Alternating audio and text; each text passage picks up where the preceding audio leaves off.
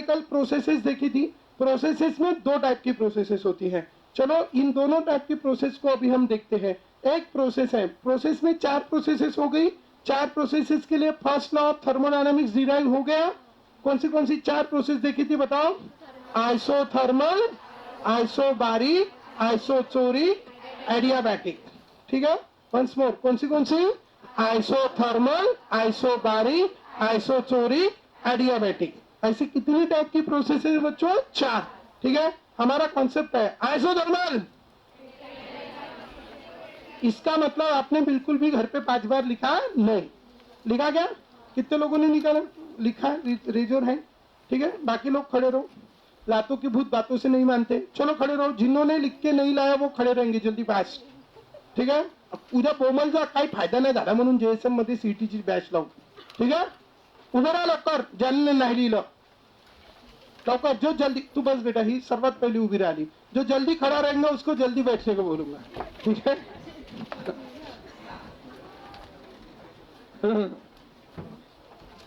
Clap for them. अरे वाजवा, टाळ्या वाजवा यांच्यासाठी. आपके रास्ते के वो कम हो गए.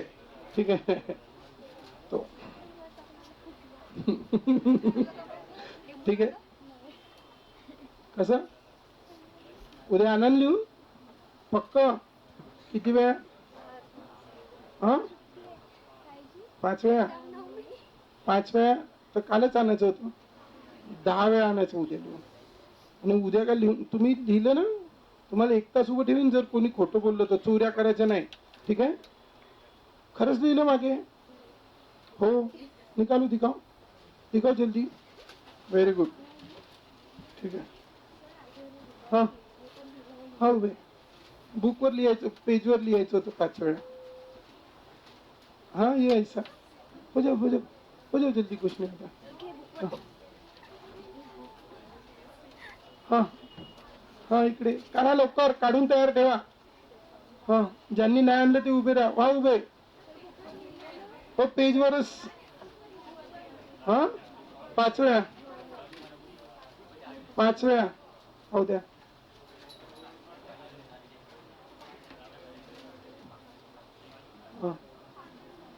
हो, हा, अच्छा ठीक आहे, जाऊ द्या, टेन्शन नाही. उभे राहून जा थोडेसे. हा हा, तिकडे लिहिलं. बुक नका दाखवू, बुक मध्ये नका लिहू. ते बुकचं साईज कशाला वाढवता विनाकारण तुम्ही? ते बुक 20% झालं पाहिजे. एका दिवसात रिवाइज झालं पाहिजे पूर्ण सिलेबस. त्याची साईज कशाला वाढवता? सेपरेट पेज मध्ये लिहा. एकच वेळा लिहायचं त्या बुक मध्ये फक्त. ठीक आहे, थोडं डार्क. ठीक आहे, हा इकडे. हा बघा, शिकून काही फायदा नाही तुम्हाला सांगतो, जर तुमच्या डोक्यात हे सेव्ह नसेल तर. आणि हे सेव्ह करायचा रास्ता आहे. ठीक आहे, लिहिणे कळलं. आणि ते बिन पाहून लिहायचं आहे, पाहून नसतं लिहायचं. बसा, उद्यापासून उभं ठेवीन. ठीक आहे, बॅचची संख्या कमी नाही झाली पाहिजे. ठीक आहे, बस मुश्किलों से जाऊ द्या. ठीक आहे, तो लिसत जाऊ द्या, सांगूनच देतो. मैंने बोला था मेरे ख्याल से पहले, मुश्किलों से भाग जाना आसान होता है. तुमच्यासाठी हे लिहिणं एक काय मुश्किल आहे. मग उद्यापासून याचंच नाही, म्हणजे काय, भाग गए, मुश्किलों से भाग जाना आसान होता है. ठीक है, हर लम्हा इस जिंदगी का एक इम्तिहान होता है. ठीक आहे, लक्षात ठेवायचं. प्रत्येक मोमेंट तुमच्या लाईफ मध्ये काय एग्जाम सारखा आहे. प्रत्येक मोमेंट, एव्हरी मोमेंट. ठीक है, हर लम्हा इस जिंदगी का एक इम्तिहान होता है. डर जाते हैं जो, ये लिख के अभी डर गए, भाग गए. ठीक है, डर जाते हैं जो, उनको कुछ नहीं मिलता जिंदगी में, लेकिन लड़ने वालों के कदमों में सारा जहान होता है, जान होता है. ठीक है, ध्यान में रखना. इसलिए लड़ो यार. 5 क्या 50 बार लिख के लाएंगे बोलना. क्या 5 बार क्या बात है, ये तो ऐसा है चिल्लर. पेपर डरना चाहिए आपसे. आप डरते हो पेपर से. एवढूस पेपर, त्याला भागतं, काय म्हणता तुम्ही, भीता. कळलं? पेपर डरना चाहिए. ऐसा सॉल्व होना चाहिए पेपर. ठीक है, तो ये कब होगा? जब आप इसकी ऐसे एकदम प्रैक्टिस करेंगे. खतरनाक. सीईटी से 3rd क्लास कोई पेपर नहीं होता. इतना लोएस्ट लेवल पेपर होता है, लोएस्ट. ठीक है, पाचक क्वेश्चन छोड़ दिए तो बाकी तो ऐसे ही होते हैं, बट हम कितने महान कि हमको वो भी डिफिकल्ट लगता है, समझ गए? इसलिए ये लिखने के लिए मैं कह रहा हूँ, किसके लिए कह रहा हूँ समझ रहे ना? ठीक है, करत करत अभ्यास के जडमती होत सुजान, रसरी आवत जात ते सिल पर पडत निशान. ठीक आहे, समजलं? ठीक आहे, बघा इकडे. ठीक आहे, अरे खरंच एक अभ्यास करून करून घासून घासून घासून घासून एक बंद बुद्धी इंसान सुद्धा त्या गोष्टीमध्ये काय बनू शकतो? विद्वान. विद्वान बनू शकता तुम्ही. माझ्यापेक्षा जास्त नॉलेज येऊ शकते तुम्हाला केमिस्ट्रीचं. ठीक आहे, बट कंडिशन आहे की तुम्हाला ते लर्न करावं लागेल, प्रॅक्टिस करावं लागेल, revision, practice, revision, practice, revision, nothing else. आता कमी आवाज आला, लक्षात ठेवा. आयसोथर्मल आवाजच सांगते. आयसोबारिक हात वर करा फक्त, आता चोर पता चलते है. ॲडियाबॅटिक बंद करा, बुक बंद करा, बुक बंद करा. बघा मी तुम्हाला सांगतो, माझी आदत आहे. तुम्ही काऊन आले असते एवढे जण सांगा बरं? मी ते तिकडे ना 45 विद्यार्थ्यांना 90% पेक्षा जास्त मार्क, हे पाहिलं असेल ना तुम्ही. ते असेच नाही मिळाले, ते मिळण्यासाठी त्यांनी अभ्यास केला. इथे 1000 जण जरी बॅच मध्ये असेल तरी काय फायदा नाही, कळलं? फायदा आहे म्हणा, मला पैसे जास्त भेटतात, ठीक आहे, पण तुमचा फायदा नाही. तुमचा फायदा केव्हा होईल? तुमचा फायदा तेव्हा होईल जेव्हा तुम्हाला मार्क्स मिळेल. आणि तुम्हाला मार्क्स केव्हा मिळेल? जेव्हा हे शिकवलेलं 20% तुम्ही 80 वेळा वाचान, खतरनाक वाचान, त्याला चांगलं रिवाईज, त्याच्यातलं काही विचारलं तरी विदाउट झिरो कन्फ्युजन तुमच्यामध्ये काय तुम्ही त्याला सांगू शकाल एवढं परफेक्टली, तेव्हा तुम्हाला मार्क्स मिळेल सीईटी मध्ये. अदरवाईज मार्क्स मिळणार नाही, लक्षात ठेवा. ठीक आहे, जे टेस्ट सिरीज चालू आहे त्या टेस्ट सिरीज तुम्ही रेग्युलर द्याल. फक्त टेस्ट सिरीज द्याल नाही, त्याच्यामध्ये मार्क्स चांगले घ्याल, तेव्हा तुम्हाला काय मिळेल?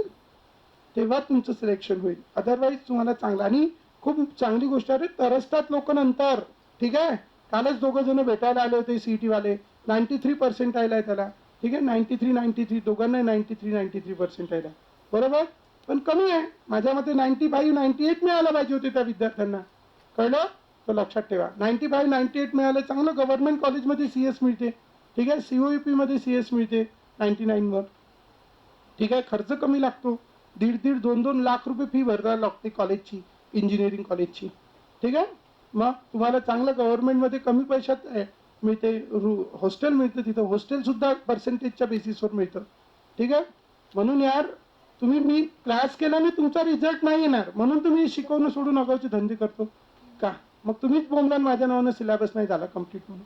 ठीक आहे, मला काय याचे थोडी पैसे देता तुम्ही बोलायचे. ठीक आहे, पण तुम्ही यार लिहान, प्रॅक्टिस करा, तुम्हाला फॉर्म्युला येईल, तुम्हाला कॉन्सेप्ट येईल, तरच तुम्हाला चांगले मार्क्स मिळेल. आणि माझी अशी इच्छा आहे की या बॅच मधून 100+ स्टुडंट्सला 90+ मिळाले पाहिजे. आणि ते खूप इझी आहे.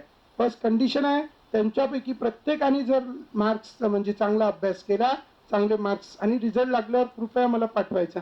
ठीक आहे, तुमचाच. ठीक आहे, दुसऱ्याचं नाही. ठीक आहे, 90+ केमिस्ट्रीमध्ये तुम्हाला इझिली मिळू शकतात, खूप इझिली, प्रोव्हायडेड दॅट आपल्याकडे 1 महिना आहे. त्या 1 महिन्यात तुम्ही, हे मी काही खूप लिहून देत नाही रे, एवढंच एक बोर्ड भरेल फक्त प्रत्येक युनिटमध्ये, बस तेवढा तुम्ही छान रटायचा, छान लर्न करायचा. तर ते लर्न नाही केलं तर मार्क्स जरूर 101% नाही मिळणार, कळलं? तर तेवढी मेहनत एक करा, मी तेवढी मेहनत करतो आणि आपण छान रिझल्ट लावू, कळलं? बाकी तुमची इच्छा आहे. तुम्हाला आता पैसे जास्त असून तुमच्या घरी, तर ते सांगितलं मी, मला आणून द्या. ठीक आहे का? बरोबर, तर लक्ष द्या. So just before we have seen about the processes, 4 processes. यार ये जान है 4 प्रोसेसेस. ठीक है, आप उसी को मार रहे हो. ठीक है, चलो बताओ. I want to know concept for adiabatic process. Raise your hand. ठीक आहे, हे बघा काही जणांचे हात खाली आहे. ठीक आहे, आता याच्यातले अर्धे जणांचं चुकन. ठीक आहे, सांग बेटा Vidhi. Very good Vidhi, very good बेटा. How many Q is equals to 0? Very good, छान, धन्यवाद, खूप छान वाटलं. ठीक आहे, असंच चांगलं वाटलं पाहिजे. बघा तुम्हाला आन्सर दिलं तर धन्यवाद सुद्धा म्हणतो मी तुम्हाला. मग ठीक आहे का नहीं? खूप छान वाटते मला जेन्युइनली. चला, तो डू यू अंडरस्टैंड? अभी हम 2 प्रोसेसेस यहाँ पे पढ़ रहे हैं, एक है रिवर्सिबल और दूसरी है इरिवर्सिबल. ठीक है, तो 4 वो पढ़ी थी, आज 2 पढ़ेंगे, रिवर्सिबल एंड इरिवर्सिबल. अब किसको रिवर्सिबल कहते, किसको इरिवर्सिबल कहते? ठीक है, तो अभी हम इसके जो क्या बोल सकते हैं, हम इस किस बेसिस पे हम उसको क्या कर रहे हैं, डिफ्रेंशिएट कर रहे हैं। तो पहली प्रोसेस है बच्चों कौन सी प्रोसेस, रिवर्सिबल प्रोसेस, और दूसरी प्रोसेस है इरिवर्सिबल प्रोसेस। दूसरी प्रोसेस कौन सी प्रोसेस है, इरिवर्सिबल प्रोसेस। ध्यान में रखना वंस मोर, पहली प्रोसेस रिवर्सिबल प्रोसेस, दूसरी प्रोसेस इरिवर्सिबल प्रोसेस। अब कौन से फैक्टर्स के ऊपर हम उनको क्या कर रहे हैं, डिफ्रेंशिएट कर रहे हैं, रिवर्सिबल एंड इरिवर्सिबल। तो अभी कौन से फैक्टर्स के ऊपर हम उसको डिफ्रेंशिएट करेंगे। तो सबसे पहला फैक्टर है क्या है, आपको अगर पता है बच्चों रिवर्सिबल एंड इरिवर्सिबल, तो छोटी सी बात, हम दो पहलवान की बात हमने की थी, जैसे आपको पता है, ठीक है, एक इतना बड़ा है और दूसरा इतना, ठीक है। अब ये दो पहलवान हैं, ठीक है, अब इनके बीच में कुश्ती होने वाली है, इसका नाम है एक्स और इसका नाम है वाई, बराबर। क्या होगा, ये कौन है, इधर वाला कौन है, वाई, और इधर वाला एक्स। तो क्या होगा, ये वाई इसको मार देगा, ऐसा नहीं, ठीक है, पंजा लड़ा रहे वो, इलेक्शन का नहीं, ऐसे, ठीक है। तो अभी क्या होगा, कौन ये ऐसा मारेगा ऐसा मारेगा, वाई देखो ना कितना छोटा है, तो कौन मारेगा किसको, एक्स मारेगा वाई को, मतलब ऐसा होगा। अब इसमें इतनी जान नहीं कि ये इसको रिवर्स कर पाएगा, नहीं कर पाएगा, नहीं कर पाएगा, बेचारा छोटा सा बच्चा, ठीक है, ऐसा ही पड़ा रहेगा। मतलब ये प्रोसेस रिवर्स होगी नहीं होगी, नहीं होगी, ठीक है। जो रिवर्स नहीं होती उसको क्या कहते हैं, इरिवर्सिबल।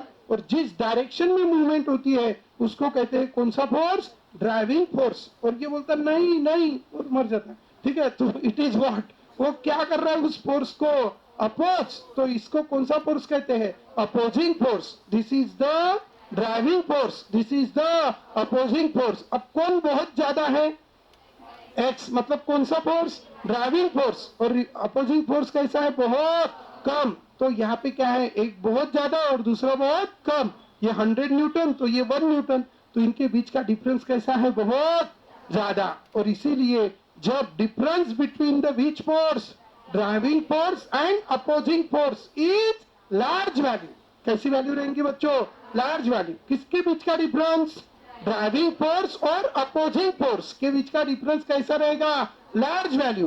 तो it is called which process, irreversible process. कौन सी प्रोसेस, इरिवर्सिबल प्रोसेस।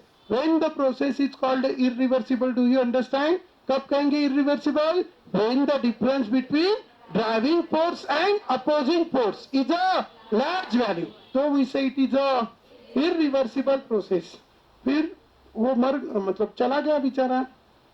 फिर इसका एक भाई आया जो एग्जैक्टली इसी के जैसा दिखता है, ठीक है, उसका नाम है एक्स डैश। इनका वेट सेम, उनके हाथ सेम, मतलब ऐसे तंदुरुस्ती में सब सेम सेम, ठीक है, दोनों सेम टाइप के पहलवान। अब दोनों भी लगभग कैसे है, सेम।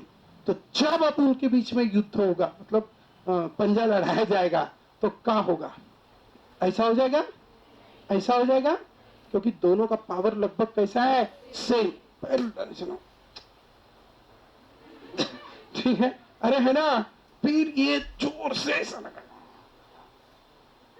और फिर क्या होगा, जाएगा उधर, क्या होगा, ये लगाएगा, फिर प्रोसेस क्या हो गई, रिवर्स। अरे हो गई ना।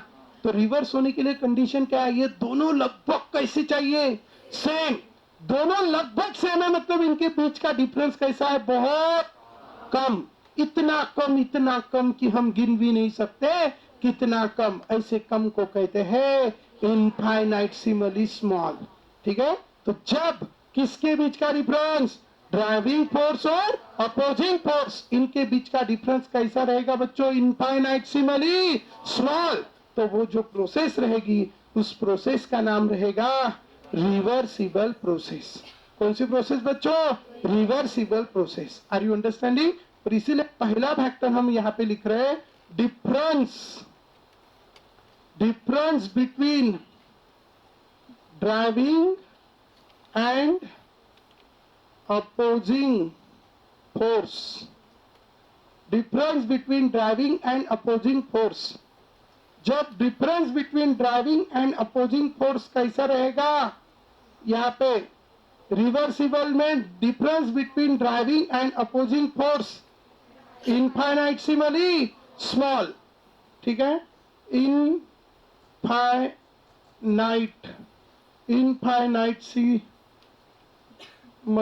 Small, infinitesimally small, small value important है, ठीक है। और यहाँ पे कैसी वैल्यू रहेगा, लार्ज वैल्यू, ठीक है। जब difference between driving force and opposing force is infinitesimally small, तो it is which force, it is the which process, reversible process, but it is a large value, तो it is a irreversible process. Clear है सब? Once more, small value reversible process, large value irreversible process. Do you understand? When difference between driving force and opposing force is a which value, large value, then it is called which process, irreversible. Infinitesimally small, reversible process. Second condition, यहाँ पे जो है process, जो है process में क्या होता है कि जैसे भी प्रोसेस शुरू हुई रुक गई, कार रुकी डायरेक्ट खत्म होने के बाद, कौन सी प्रोसेस, इररिवर्सिबल प्रोसेस, चालू हुई डायरेक्ट रुक गई, कब, खत्म होने के बाद। लेकिन ये शुरू हुई कहां से, रुकने से, अरे होगी ना, पहले तो ऐसे दोनों ने जोर लगाया रुक गए, फिर इसने थोड़ा इधर गया, एक जोर लगाया रुक गई, ये पल पल रुक रही है। और जब कोई रुकता है ना, तो उसके ऊपर के जितने भी फोर्सेस है, सारे फोर्सेस क्या हो जाते हैं, बैलेंस। अरे क्या हो जाते हैं, बैलेंस। और जब सारे फोर्सेस बैलेंस हो जाते हैं, तो हम उसको कहते हैं इक्विलिब्रियम। क्या कहते हैं उसको, इक्विलिब्रियम। कब कहते हैं इक्विलिब्रियम, समझ गए, जब उसके ऊपर अप्लाई होने वाले सारे फोर्सेस क्या हो जाते हैं, बैलेंस, देन वी से इट इज इन इक्विलिब्रियम। तो उसी तरह ये भी काय में जाएगा, इक्विलिब्रियम। तो रिवर्सिबल में इक्विलिब्रियम कहाँ पे है, शुरुआत में इक्विलिब्रियम, इधर इक्विलिब्रियम, इधर हर स्टेप में क्या है, इक्विलिब्रियम। लेकिन यहाँ पे इक्विलिब्रियम कब है, प्रोसेस शुरू हुई और डायरेक्ट खत्म। तो इक्विलिब्रियम कब है सबसे, अरे कब है, लास्ट में, आफ्टर कंप्लीशन ऑफ प्रोसेस। लेकिन इररिवर्सिबल में इक्विलिब्रियम कहाँ है, at every step, at every step. समझ गए? तो ध्यान रखेंगे बच्चों यहाँ पे। और एक इंपॉर्टेंट चीज, ठीक है, आप बताएंगे मुझे जल्दी जल्दी, ठीक है, ये कौन सी प्रोसेस है, फास्ट, रिवर्सिबल, और हाँ, और कैसी है, फास्ट है कि स्लो है, और ये कैसी है, कैसी है, स्लो है, और कैसी है, रिवर्सिबल। तो reversible, slow, once more, reversible, slow, irreversible, once more, reversible, irreversible. तो रिवर्सिबल कैसी है, स्लो, और इररिवर्सिबल कैसी है, फास्ट। ध्यान में रखना, once more, reversible, slow, irreversible, fast. उसके बाद equilibrium, attend equilibrium, attend equilibrium, attend equilibrium. ये अटेंड करता है इक्विलिब्रियम। रिवर्सिबल कब अटेंड करता है, at every step, at every stage या एवरी स्टेप। और ये after completion, after completion of process, after completion of process it attained equilibrium at every stage, it attained equilibrium after the completion of process। पूरा process complete होने के बाद ये equilibrium attend करता है। लेकिन ये इक्विलिब्रियम हर एक स्टेप पे अटेंड करता है।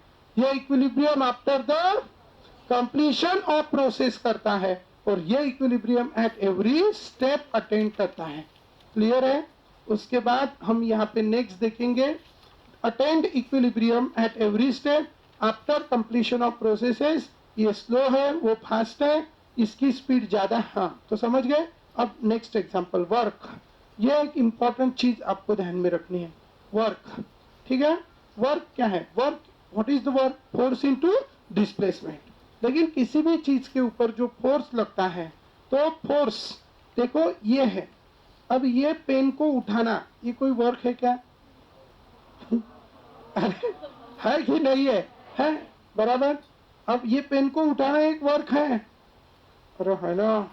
हाँ, तो इसके वजह से वर्क है। इसके ऊपर हमने क्या एग्जर्ट किया, force in which direction, upper direction, बराबर।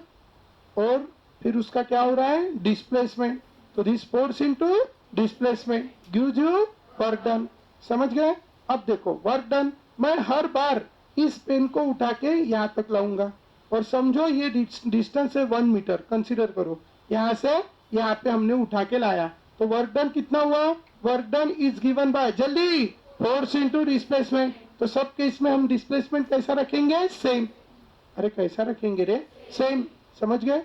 अब क्या होगा, अभी मैं कहता हूं कि ये जो पेन है, अभी ये 1 किलो का पेन है, कंसीडर, ठीक है। कितने का पेन है, 1 किलो का। अब इसको मैं उठा के 1 मीटर लेके जाऊं, कितना मीटर, 1 मीटर। तो 1 किलो समझो 1 न्यूटन का फोर्स लगाएगा, और 1 मीटर, तो वर्क डन कितना हो गया, 1 न्यूटन मीटर, मतलब हाउ मच जूल, 1 जूल। अब मैं ये 2 किलो का पेन रखता हूँ, कितने किलो का, 2, बराबर।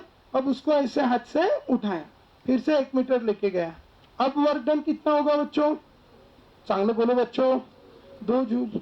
समझ गए, 2 न्यूटन इंटू 1। समझ रहे हो आप। अब मैंने इधर 3 किलो का पेन रखा, इसको फिर से 1 न्यूटन से उड़ाया मतलब उठाया, तो कितना जूल हो गया वर्क डन, 3 जूल। हाँ है ना। अब मैं इंसान का बच्चा और मेरे हाथ छोटे छोटे, बड़े बड़े हैं लेकिन इतने भी बड़े नहीं है, शैतान जैसे, भाई तेरे को उठा लिया ऐसा है क्या, नहीं। तो मैं ज्यादा से ज्यादा कितना वेट उठा पाऊंगा, या ठीक है। तो बस और ज्यादा से ज्यादा कितना उठा पाएंगे, समझो 10 किलो मैक्स, उससे ज्यादा नहीं। 10 किलो का वेट फिर ऐसे अपन हाथ से ऐसे इधर भी उठा नहीं पाएंगे। तो क्या हो गया कि ये जो वेट जो बढ़ रहा है इसका, ये पेन का जो वेट बढ़ रहा है, that is the which force, ये फोर्स में डायरेक्शन में जा रहा है, ये मैं ऊपर उठा रहा हूँ और इस डायरेक्शन में डिस्प्लेसमेंट हो रहा है, तो it is which force, driving force. जिस फोर्स के डायरेक्शन में डिस्प्लेसमेंट होता है that is called which force, driving force. और जो बोलता है नहीं जाएंगे नहीं जाएंगे, that is called opposing force, है ना। ये पेन का वेट बोल रहा है हम कहा जाएंगे, नीचे, और हाथ बोल रहा है कहा चलो, ऊपर। तो हाथ अप्लाई करना है कौन सा फोर्स, ड्राइविंग फोर्स, और पेन का वेट अपोजिंग फोर्स, बराबर। अब क्या हो रहा है, जैसे जैसे कौन से फोर्स की वैल्यू बढ़ रही है, अरे पेन बढ़ रहा है ना, कि मेरे हाथ चेंज कर रहा हूं मैं, क्या चेंज हो रहा है, पेन का क्या बढ़ रहा है, वेट, है ना। जितना ज्यादा वेट की चीज नीचे डालेंगे उतना ज्यादा डाउनवर्ड डायरेक्शन में फोर्स होता है ना। तो इसलिए 3 किलो का पेन क्या करेगा, डाउनवर्ड डायरेक्शन में फोर्स ज्यादा लगेगा। 4 किलो का और ज्यादा, 5 किलो का और ज्यादा, 6 किलो का और ज्यादा, मतलब वर्धन की वैल्यू बढ़ रही है कि कम हो रही है, चांगलो बोलो, बढ़ रही है। समझ गए, वर्धन की वैल्यू क्या हो रही है, बढ़ रही है। As the which force increases, opposing force increases. और जो मेरा हाथ उसको उठा रहा है वो मैक्सिमम कितने न्यूटन का फोर्स लगा सकता है, 10 न्यूटन, उससे ज्यादा नहीं। अब क्या होगा बच्चों, अब हम यहाँ पे 3 न्यूटन का जो डाउनवर्ड फोर्स था तो उसने उठा लिया, 4 न्यूटन का थो, 5 किलो का थो, 6 का, 7 का, 8 का, 9 का, उठा लेगा 9 किलो का भी, ठीक है। 9.99 का भी उठा लेगा, बराबर। 9.9999999999 ये भी उठा लेगा, लेकिन 10 का उठा लेगा क्या, उठा लेगा। अरे डाउनवर्ड फोर्स कितने का है, 10, और अपवर्ड कितने का है, 10। They cancels to each other and work done will be 0। अरे equal and opposite forces cancels to each other, upward 10, downward 10, they will cancel to each other, और इसलिए वो कुछ भी ऊपर नहीं जाएगा। तो डिस्प्लेसमेंट कितना होगा, 0। तो वर्क डन भी कितना हो जाएगा, 0।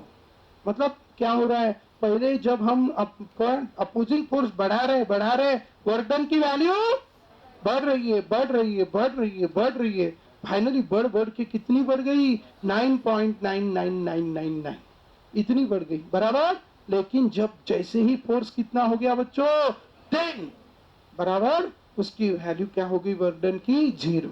मतलब ज्यादा से ज्यादा वर्क डन कौन सा है, ये। और इसमें ड्राइविंग फोर्स कितना है, 10, और अपोजिंग फोर्स 9.9999999, ठीक है।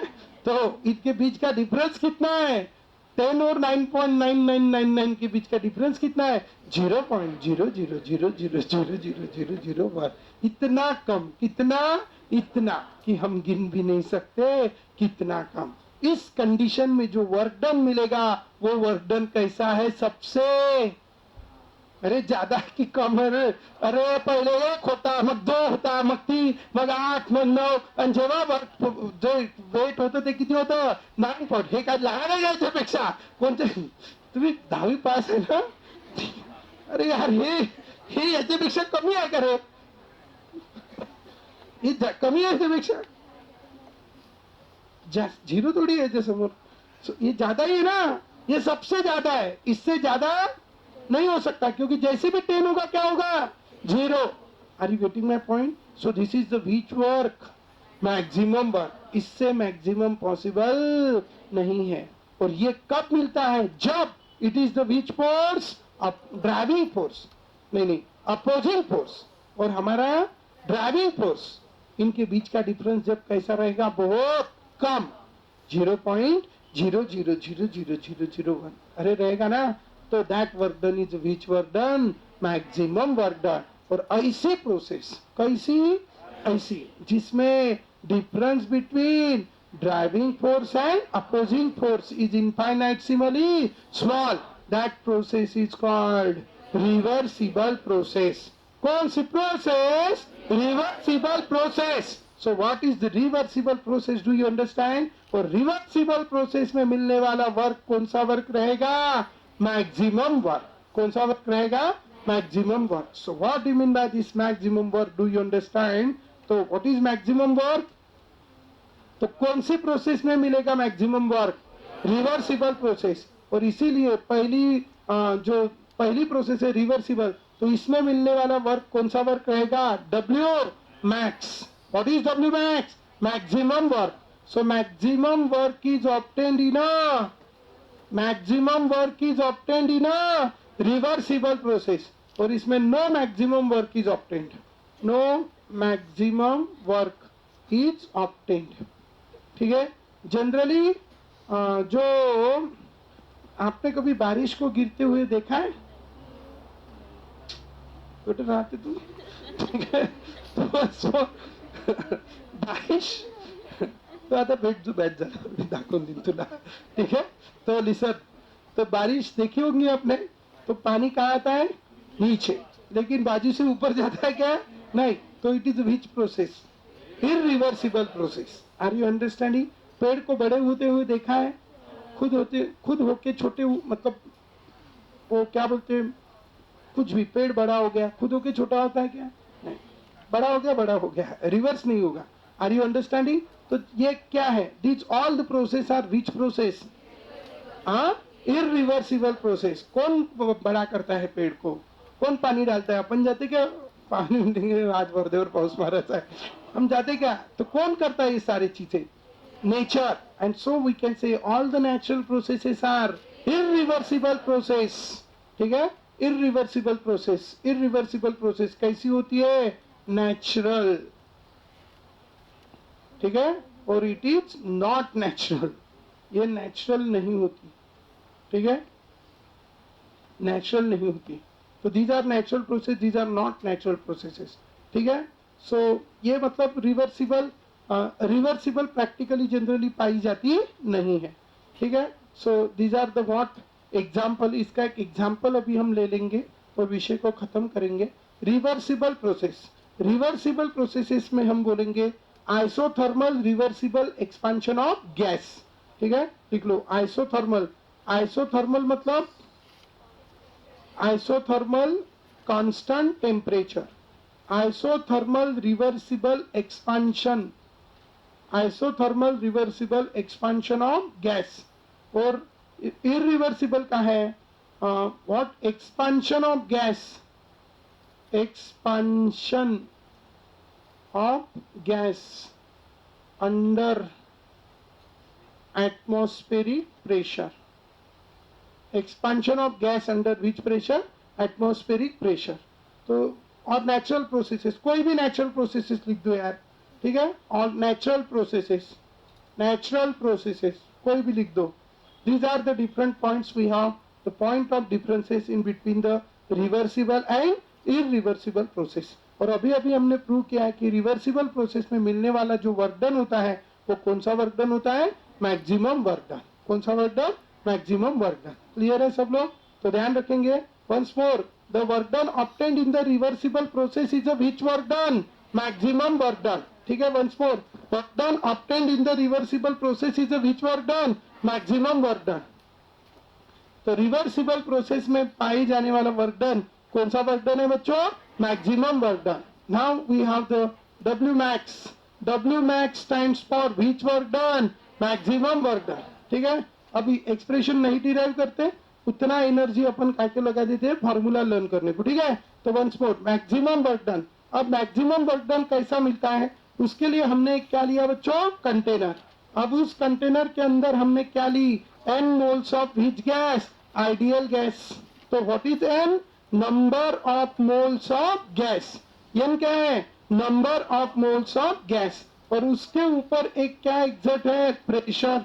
तो P is the pressure on this piston.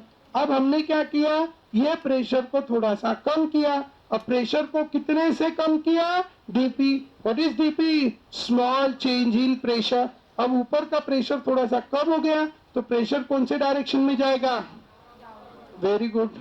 नाही नाही, आता सांगू द्या, तुम्ही एखाद्याला असं पकडून ठेवलं असं जोरात, ते असं आहे ना, एखाद्या वेळेस घरी होते एखाद्याला पकडून ठेवतो आपण असं, ठीक आहे, आता पकडून ठेवलं, मग तुम्ही थोडस प्रेशर कमी केलं, बरोबर, तर तो कुठे येईल, हा, तर मग तुम्ही कमी केलं तर वर येईल, आणि त्याला कमी केलं तर खाली जाईल, है ना। कुठं समजत नाही, हे डाऊनवर्ड डायरेक्शनचं प्रेशर होतं, हे थोडस कमी केलं, बरोबर, वरचं जे प्रेशर असं दाबून ठेवलं ना त्याने खाली, ठीक आहे, त्याला प्रेशर थोडस कमी केलं, तर पिस्टल कुठे जाईल, आता वर जाईल का, पाठवा तुमची इच्छा, जिथं पाठवायचं तिथं पाठवा। तर प्रेशर पिस्टल कुठे जाईल, वर, कळलं का, कुठे जाईल पिस्टल, वर, कळलं, हा। तो that piston will move in a upward direction, ठीक आहे, आणि मग काय होईल, this piston move here, ठीक है। आता त्याला एवढं कमी केलं, एवढं कमी केलं, म्हणजे इतना कम से कम किया कि निग्लिजिबल है, मतलब ये डीपी कैसा है, निग्लिजिबल, ठीक है, जिसकी वजह से यहाँ पे ये थोड़ा सा ऊपर जाएगा, और इसके बीच में ये पिस्टन मूव हुआ तो उस पर क्या हुआ, डिस्प्लेसमेंट, और उसके ऊपर कुछ ना कुछ क्या लगा होगा, force, that force into displacement, work done, ठीक है, force into displacement, work done। I say its initial volume is V1 and final volume is V2, ठीक है, तो initial volume V1, final volume V2, और इसका टेम्परेचर कांस्टेंट है, temperature T कैसा है, कांस्टेंट, कांस्टेंट है, इसीलिए हम इसको कहते हैं कौन सी प्रोसेस, आइसोथर्मल प्रोसेस। और यहाँ पे ड्राइविंग फोर्स और अपोजिंग फोर्स, इनके बीच का डिफरेंस बहुत कम हमने लिया है, बहुत कम से कम किया है, इसीलिए it is called which process, reversible process. और इसीलिए यहाँ पे मिलने वाला जो वर्क डन होगा, that work done will be a maximum work done. समझ गए? तो यहाँ पे मिलने वाला जो मैक्सिमम वर्क डन है, it is given by the formula -2.303 nRT log of V2 upon V1 to the base 10, ठीक है, this is which work done, maximum work done, that is the work done, that is the work done during the chemical, work done during the which process,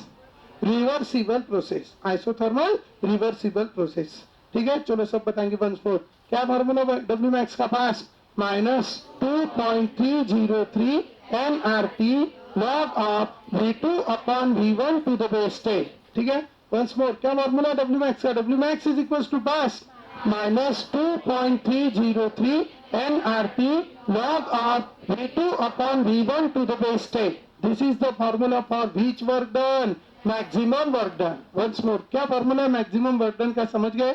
चलो once more सब बोलेंगे, -2.303 nRT log of V2 upon V1 at constant temperature। कौन सा temperature? Constant temperature. हमारे पास एक formula है PV equals to nRT। तो temperature कैसा है बच्चों? कांस्टेंट। R तो जिंदगी भर कांस्टेंट, ठीक है? तो ये दोनों कांस्टेंट हो गए, और इसके अंदर जितनी गैस है उतनी है, ना ऊपर जा रही है, सॉरी ना बाहर जा रही है, ना बाहर की अंदर आ रही है, इसीलिए नंबर ऑफ मोल्स भी क्या हो गए? कांस्टेंट। तो ये पूरा गांव क्या हो गया? कांस्टेंट। तो फॉर्मूला क्या मिलेगा बताओ? PV is equals to constant, and as we have this PV is equals to constant, तो pressure is equals to constant upon V। pressure is equals to constant upon V। समझ गए? So now as we have this pressure is equals to constant upon V, or we can say PV is equals to constant, therefore P1 V1 is equals to P2 V2। और इसीलिए pressure को इधर लाया तो क्या मिलेगा? P1 upon P2, और volume को उधर लेके गए तो V2 अपॉन V1। तो यहाँ पे कांस्टेंट टेम्परेचर है, इसीलिए हम V2 अपॉन V1 की जगह क्या पुट कर सकते हैं? P1 upon P2। और जब कांस्टेंट टेम्परेचर रहता है तो it is called which law? Boyle's law. And by this Boyle's law V2 upon V1 की जगह हम क्या लिख सकते हैं? P1 upon P2। तो वही फॉर्मूला हमें क्या मिलेगा? चलो बताओ, W मैक्स का फॉर्मूला क्या मिलेगा? W max is equal to first -2.303 nRT log of P1 upon P2 to the base 10। ठीक है, वंस मोर क्या फॉर्मूला है? W max is equal to -2.303 nRT log of P1 upon P2 to the base 10। This is the formula for which work done? Maximum work done। समझ गए? तो this is the formula for maximum work done, -2.303 nRT log of P1 upon P2 to the base 10। और यहाँ पे हम लिख सकते हैं log of V2 upon V1 to the base 10। That is the W max, that is the which work done? कौन सा work done बच्चों? Maximum work done. तो maximum work done W max is equals to, we get this formula, और W max is equals to -2.303 nRT log of P1 upon P2 to the base 10। समझ गए सब लोग? तो ये हो गया बच्चों मैक्सिमम वर्क डन का फॉर्मूला। कितने फॉर्मूले ध्यान में रखेंगे? 2।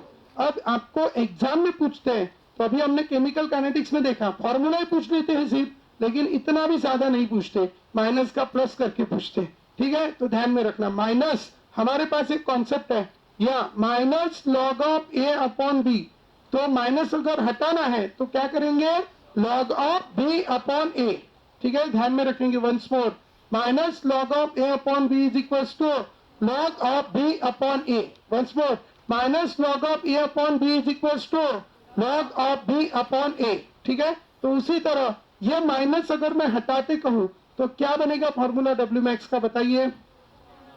W max is equal to first 2.303 nRT log of V1 upon V2 to the base 10। ठीक है, 2.303। ठीक है, ध्यान में रखना, इधर माइनस का प्लस खिचड़ी होती है बहुत ज्यादा। ठीक है, एक ही फॉर्मूला ध्यान में रखना, बाकी के सब उससे बना लेना। चलो बोलो वंस मोर, क्या फॉर्मूला? ये वाला फॉर्मूला है सिर्फ मेन वाला। चलो क्या फॉर्मूला W मैक्स का? W max is equal to -2.303 nRT log of, ठीक है, -2.303 nRT log of V1 upon V2 to the base 10।